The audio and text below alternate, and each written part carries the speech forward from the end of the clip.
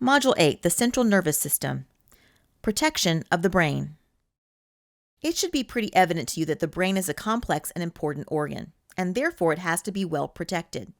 Thus, there are several layers of protection. The first is the skull. Below that lie three more layers called the meninges.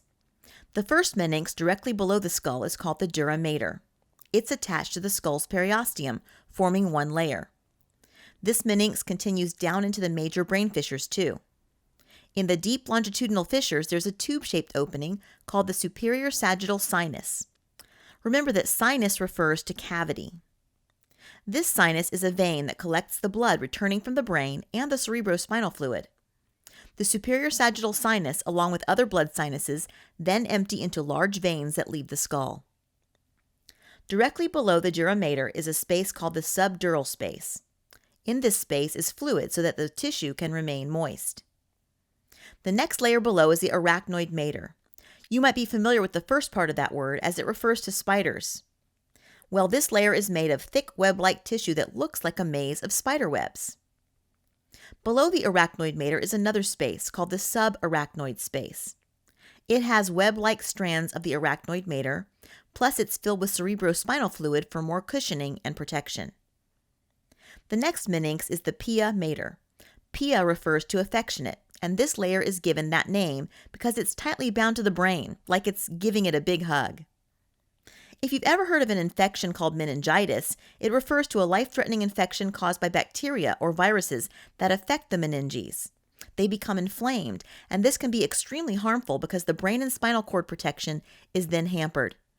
As a result of the infection, pus can drain down into the subarachnoid space, which could block the movement of cerebrospinal fluid. That could cause pressure on individual neurons, which can result in coma or paralysis, and in some cases, death. In this diagram, you can see how the cerebrospinal fluid moves throughout the brain. The white arrows show the flow of cerebrospinal fluid, and the black arrows show the flow of blood. You can also see a view of the meninges from a different vantage point. Cerebrospinal fluid is made in the choroid plexus of each ventricle. Well, the choroid plexus has tiny extensions of tissue called villi. They're made from ciliated and non-ciliated ependymal cells. Remember that ciliated ependymal cells move the cerebrospinal fluid around. As more cerebrospinal fluid is created, pressure results that keeps the flow going in this manner. The cerebrospinal fluid moves from the choroid plexus to the ventricle. It moves through the interventricular foramina into the third ventricle and then down through the cerebral aqueduct to the fourth ventricle. The fourth ventricle has three foramina, the median foramen and two lateral foramina. So the cerebrospinal fluid can then leave the ventricles and move to the subarachnoid space. It can then move up and around the brain or down around the spinal cord. There's no special pumping mechanism to move the fluid.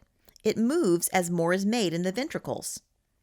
New cerebrospinal fluid pushes along older fluid out as it is produced, and the circulation continues. Now, there are ciliated ependymal cells to help the flow along, but the major movement is a result of new cerebrospinal fluid production from the choroid plexus. Therefore, if there's any blockage due to an infection or injury, neurons can be permanently damaged from fluid backing up. Cerebrospinal fluid is very important, especially when it flows through the subarachnoid space and moves to the top of the head. Here, there are arachnoid granulations, which behave like small sewers, dumping the cerebrospinal fluid into the superior sagittal sinus. The granulations are lumpy, wart-shaped structures on the arachnoid mater near that sinus. What happens is that the cerebrospinal fluid mixes with used blood that has given its nutrients and oxygen to the brain already. Then the blood and fluid mix are carried by veins back to the heart. Cerebrospinal fluid is actually a derivative of blood, so it is recycled when it makes it back to the bloodstream. The only way that the cerebrospinal fluid can be recycled, though, is if more and more cerebrospinal fluid is produced to cause a circulation around the brain.